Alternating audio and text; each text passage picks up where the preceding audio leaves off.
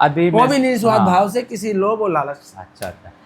अभी मिसाल के तौर पर मोहम्मद इरफान आवाज़ उठा रहे हैं, जाहिर सी बात है अगर वो आवाज़ उठा रहे हैं तो उनकी आवाज़ या उनकी डिमांड किससे? सरकार से। वो चाहते हैं कि सरकार उनके इन मसाइल को, इन समस्याओं को, इन मुद्दों को, इन प्रॉब्लम्स को सॉल्व करे, हल करे।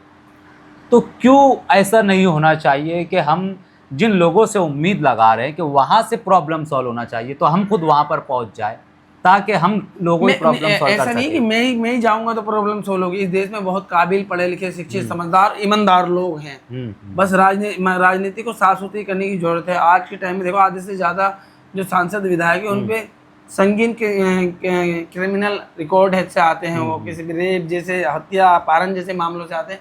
तो हम कैसी साफ सुथरी राजनीति की उम्मीद करते हैं? तो इसीलिए हम कहते हैं कि मेरी छोड़िए साहब, इस देश में बहुत काबिल और पढ़े लिखे, समझदार, ईमानदार लोग हैं। वो उन्हें मौका मिले। और राहुल जी की टीम और राहुल जी में बहुत समझदार, उनकी उनकी वो चुनेंगे इस देश के बेहतर लोगों क्या को। बात है। और वो धन बल की पॉलिटिक्स पे यकीन नहीं करते, वो जात पात की पॉलिटिक्स पे यकीन नहीं करते।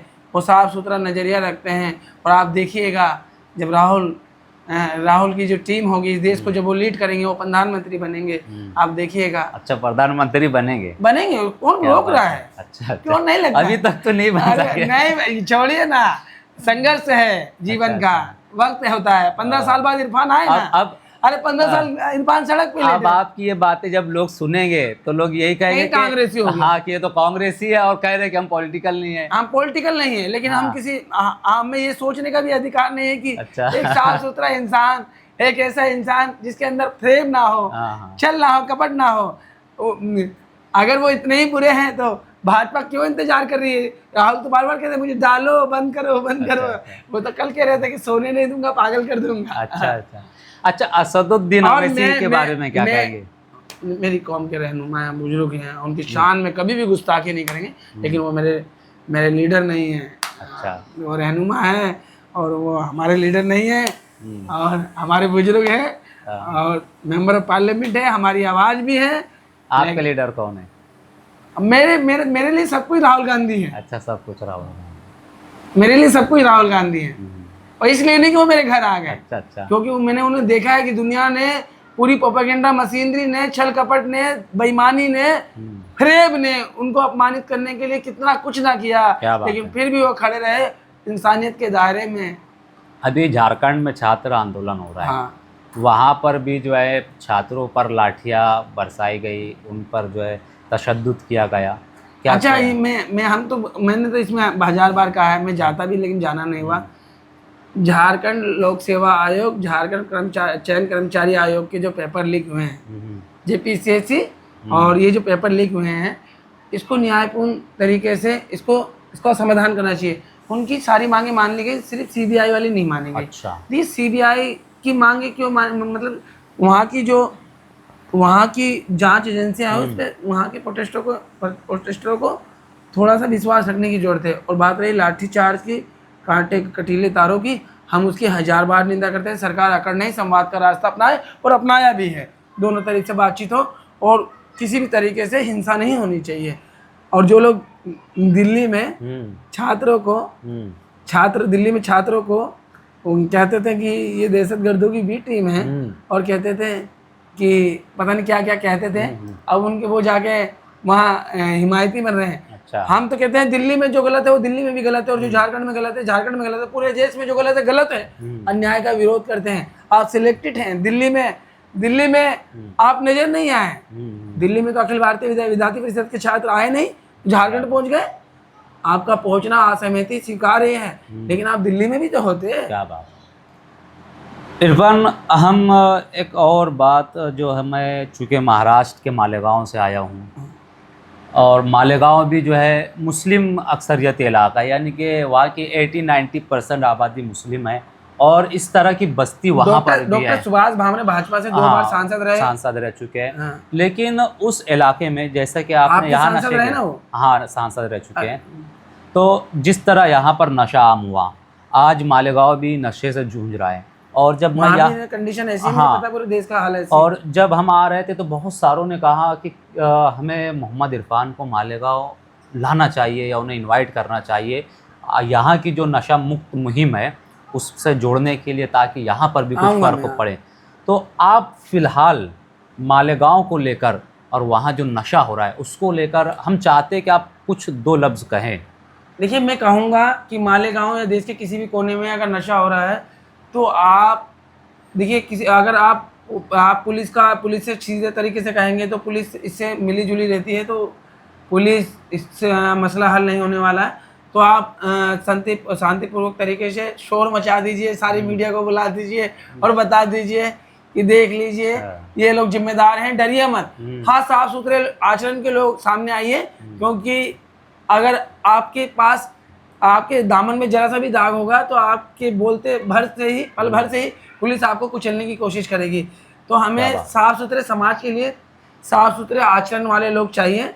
कि जब मैंने यहाँ खड़ा होकर कहा कि ये सब मिली भगत से होता है तो पुलिस मेरे नज़दीक नहीं आई, क्योंकि मेरी उम्र बेशक 35 साल थी लेकिन मेरा आचरण साफ सुथरा था। क्या बात, क्योंकि मेरे नबी का सबसे बड़ा फरमान है, हक हलाल की रोजी में ही सारी दुनिया का भला है और अपना भला है। हमारे एक दोस्त हैं सूरत के, हालांकि बहुत बुजुर्ग हैं, हमारे वालिद की उम्र के हैं, शायर है, बहुत बड़े शायर और हैं। नशे पे सबको बोलिए कि आवाज़ बुलंद कीजिए। बिल्कुल, मैं भी आऊँगा। बिल्कुल, हम आपको बुलाएंगे। जब आप महाराष्ट्र उधर कोल्हापुर जाने वाले तो हम मालेगांव भी बुलाएंगे, ताकि इस मुहिम को हम अच्छी तरह से महाराष्ट्र में कई जिलों से मेरे को किसानों की खुदकुशी और बेरोजगारी और कम आय के मुद्दे पे लेके लोग मुझे बुला रहे हैं। अच्छा। कई जिलों में महाराष्ट्र बुलाएंगे, क्योंकि आप आज पूरे देश की एक आवाज़ बन चुके हैं और एक ऐसी आवाज़ बने हैं जिसे सुना जा रहा है। वरना आवाज़ों को दबा दिया जाता है और लोग डर जाते हैं, बैठ जाते हैं। मैंने किसी जगह बहुत मशहूर कॉल पढ़ा था, किसी ने कहा कि आपको सच बोलने से डर नहीं लगता, तो कहने वाले ने कहा था कि मैंने कब्रिस्तान में उन लोगों की भी कब्रें देखी हैं जिन्होंने जुल्म के खिलाफ इसलिए आवाज़ नहीं उठाई कि अगर सच कहूँगा तो मारा जाऊँगा।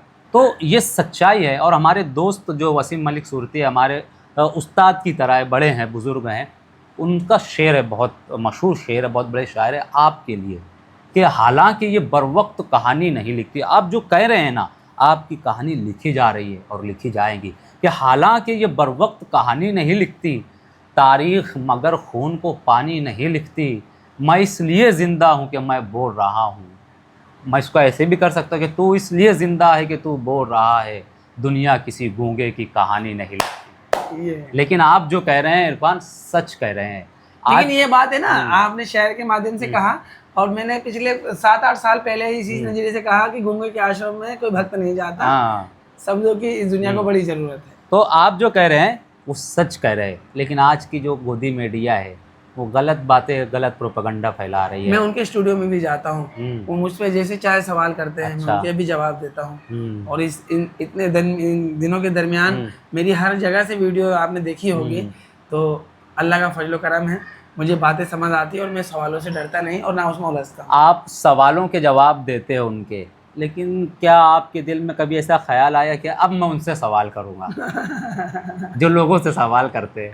और हमारा हक है, हम तो जनता है, तो कब करेंगे ये सवाल? हम चाहते हैं कि इस छोटे से प्लेटफॉर्म के माध्यम से ही आप छोटा सा क्यों कहते हैं? नहीं, देखिए 10 लोग भी अगर हमें सुन रहे हैं तो 10 लोग जिंदा दिल हैं, उनमें से कोई एक भी खड़ा हो गया तो ये बहुत बड़ी बात होती है। कोई मंच छोटा नहीं होता, हर मंच बड़ा होता है। तो हम चाहते हैं कि इस मंच के माध्यम से आप उस गोदी मीडिया से सवाल करें जो बेतुके सवाल करके इस देश का माहौल ख़राब करती हैं। और मोहम्मद इरफान आज जो है एक एंकर की शक्ल में, मिसाल के तौर पे आप एक एंकर है और आपके सामने गोदी मीडिया के तमाम बड़े चेहरे जो अपने आप को बड़ा समझते हैं, मेरे नज़दीक तो है नहीं, चूँकि जो सच पर नहीं है वो कोई बड़ा नहीं हो सकता। तो आपके सामने बैठे हैं, आप उनका इंटरव्यू कर रहे हैं, तो कौन कौन से सवाल आप उनसे पूछना चाहेंगे? मैं अगर टीवी पे गया तो पहली दफ़ा मैं यूँ करूँगा। अच्छा, ऐसा क्यों? मेरे दिल में तमन्ना है। अच्छा, चिढ़ाएंगे उनको? अच्छा, चिढ़ाऊंगा नहीं, ये मतलब वो बहुत कुछ करते हैं तो मैं इतना कर दूंगा। अच्छा, मतलब हम छोटे थे तो एक दूसरे को इस तरीके से करते थे और ये चीज़ें मतलब उससे ज़्यादा क्या, मतलब उनमें तो इतनी भी समझ नहीं है। अब वो कुछ भी मतलब मैंने 2014 से पहले का भी भारत देखा और अब का भी मैं समझता हूँ चीजों तो को। आप ऐसा कर देंगे, ठीक है। उसके बाद, हाँ, उसके बाद क्या सवाल करेंगे? उन्हें बस मैं ऐसे ही करूंगा, सवाल नहीं करेंगे? सवाल नहीं करूंगा, बस उन्हें ऐसे नहीं, करूंगा। हम चाहते हैं कि आप सवाल करें, ताकि क्योंकि देखिए, आप एक जिम्मेदार नागरिक हैं। मेरी बात सुनिए, आज का जो टीवी का जो माहौल है, मेन स्ट्रीम मीडिया है, प्रिंट मीडिया है, आर्टिकल लिख रहे हैं, कुछ भी कर रहे हैं, वो एक तरफा है। उनसे आपके सवाल का कोई मतलब ही नहीं बनता, समझ रहे हैं? लोकतंत्र का चौथा स्तंभ है, कार्यपालिका, विधायपालिका, न्यायपालिका बनाई गई, उसके बाद इसको आज़ाद रखा गया तीनों पे नज़र रखने के लिए, समझ रहे हैं जी। तो अगर वो अपना काम अपनी जिम्मेदारी से नहीं कर रहा तो हम उन्हें बस इस तरीके से ही कर सकते हैं, इस तरह से कर दो। जो सोया हुआ है उसको, जो सोने का नाटक कर रहा है उसे आप कितनी बार उठाने की कोशिश, क्या बात है। वक्त का इंतजार कीजिए, चीज़ें बदलेंगी, व्यवस्था बदलेगी, सब कुछ ठीक होगा। क्या बात। एक आखिरी सवाल, ये हमारा जो देश है ये गैर मजहबी है। गैर मजहबी से मुराद यानी ये मज़हब पर नहीं चलता है, धर्मनिरपेक्ष, धर्मनिरपेक्ष ये जो है ये देश है, जहाँ पर हर किसी को अपने मज़हब पर अमल करने की आज़ादी है। आप किसी पर दबाव नहीं डाल सकते कि आप ये पढ़िए। हमारे जो संविधान की जो प्रस्तावना है ना, धर्म की स्वतंत्रता और प्रतिष्ठा और अवसरों में समानता, बिल्कुल, धर्म की प्रतिष्ठा, समानता, सोच में, अभिव्यक्ति में, विश्वास में, धर्म में, अवसरों में बराबरी देता है। लेकिन सभी धर्मों को, सभी जातियों को अपनी मान्यताएं, रहन सहन, पूजा पद्धति, खान पीन, हर तरीके से मरने जीने की आज़ादी देता है। बिल्कुल। और उसको कहीं ना कहीं कसे जाने की या अपमानित करने की जो कोशिश की जाती है, हम उसकी हमेशा खुले मन से मुकाबलित करते हैं, उनका विरोध करते हैं। हम जो कहना चाह रहे थे असल में उस तरफ आ रहे हैं कि जब ये देश और इस देश का संविधान किसी पर दबाव नहीं डालता है किसी भी मजहब या किसी भी धर्म को मानने के लिए, हमारे महापुरुषों ने, तो फिर क्यों हमारे महापुरुषों ने देश की आने वाली पीढ़ियों की, इस देश के गरीब, गुरबा, शोषित, वंचित, पीड़ित को नजर में रख के संविधान बनाया था। तो आज जो हो रहा है उस पर क्या कहेंगे आप? हम क्या कहते हैं, हम इस पे ये कहना चाहेंगे, आइए 400 सीट की बात करते हैं या 500 सीट आ जाए या 1000 सीट आ जाए, खुदा की कसम आपको संविधान के माद ही ये काम करने पड़ेंगे। अभी आप संविधान से बाहर नहीं है, और अगर आप संविधान को इस तरह नजरिए से देख लीजिए कि पायदान पे खड़ा अंतिम व्यक्ति मोहम्मद इरफान जैसे लोग भी सरकार के समक्ष खड़े होकर सीधा सवाल करते हैं, तो ये मेरे संविधान की खूबसूरती है। अगर मिसाल के तौर पर हमें ये देखना है कि हम संविधान की बात करें तो क्या हमें संविधान समझ आता है, क्या हम संविधान को दुनिया के सामने रख सकते हैं, तो ये हमारी जिम्मेदारी है। मिसाल के तौर पर मोहम्मद इरफान को, अगर मोहम्मद इरफान अपने दिल से जो भी कहें कोई रोक नहीं है, लेकिन आप पर कोई दबाव डालता है और आपको कहता है कि आप वंदे मातरम पढ़िए, आप भारत माता की जय बोलिए, ज़बरदस्ती आप नहीं, 1000 बार इनकार करता हूँ, मैं अपनी मर्जी से सबका सम्मान करता हूँ, ये हम सुनना चाहते थे। तो फिर जो वंदे मातरम बिल पास किया गया इस देश में, इस पर आप क्या कहना चाहेंगे? ये तो ज़बरदस्ती थोपा जा रहा है, तो अपनी कोशिश की जा रही है। देखिए, वो सरकार का नज़रिया है, वो सरकार का नज़रिया है, सरकार को हक, सरकार चुनी हुई सरकार है, वो जनता के लोगों के हित में जो करे, और कानून अगर है तो सरकार लेके आई है। हम उसका ये वंदे मातरम हमारी वंदे मातरम को अगर देखिए, वंदे मातरम कह देना या जय श्री कृष्णा कह देना आदर के भाव से, जोर जबरदस्ती, तो इसमें ये सरकार ने ये तो नहीं लिखा कि ये जबरदस्ती पढ़ना पड़ेगा, तो इसको इतने बारीक और उलझन पैदा करने वाली चीज़ें नहीं है। वंदे मातरम एक संस्कृत का स्लोगन है, और धरती के ज़मीन के पर्यावरण के बारे में, और वो इस धरती से जुड़ी हुई, मतलब अपने देश से जुड़ी हुई चीज़ों को लेके उसका बखान करती है वंदे मातरम का, और धरती को एक माँ के स्वरूप में दर्शाती है। ये तो बात सुनिए, हाँ। ये मेरी मर्जी है, मैं किसी पे थोपता नहीं। वो धरती को माँ के स्वरूप में परोसती है, धरती का श्रृंगार करने की बात करती है, उसे निखारने की बात करती है। वंदे मातरम के श्लोक मतलब सब संस्कृत में है, लेकिन वो धरती को माँ कह रहे हैं। तो किसी को लगता है कि मैं मुसलमान हूँ, मैं एक ईश्वरवाद पे यकीन करता हूँ, मैं माँ नहीं कह सकता, तो उसकी मर्जी है, संविधान उसको इजाज़त देता है। अब मेरे जैसे व्यक्ति के लोग हैं, जैसे मेरे जैसे लोग हैं, तो अगर मैं धरती को माँ भी मान लूँगा तो मेरे लिए कोई अपमानजनक नहीं है, मैं इसे स्वीकार लेता हूँ। तो मैं ये नहीं कहता कि दुनिया का सारा नजरिया मेरे जैसा ही हो। तो वंदे मातरम को सरकार एक एजेंडे के तहत कर सकती है, लेकिन वंदे मातरम का पूरा गीत, पूरा स्लोगन वो हम सब की ज़िंदगी का हिस्सा है, किसी को इससे आपत्ति नहीं है। हाँ, कोई एक ईश्वरवाद पे यकीन करता है तो उसके लिए ये चीज़ें थोड़ी सी अलग हो जाती है, और ये असहमति भी मेरा संविधान देता है, इसमें कोई बुराई नहीं।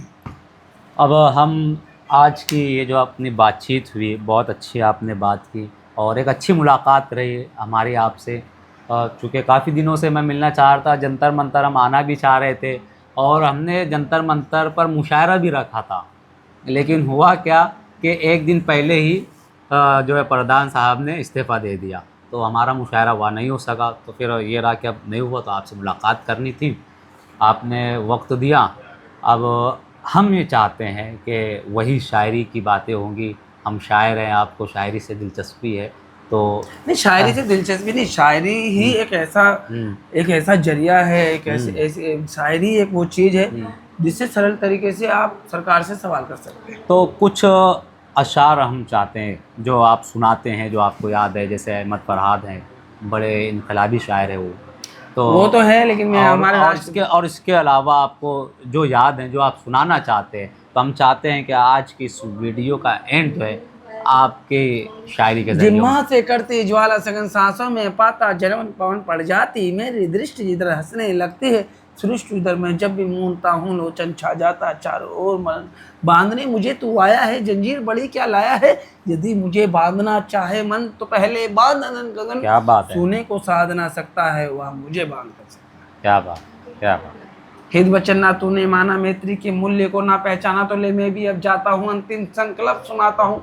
अब याचना नहीं रण होगा, जीवन जय या कि मरण होगा। जय हिंद। बहुत शुक्रिया इरफान, बहुत आपका धन्यवाद, आपने अपना वक्त हमें दिया।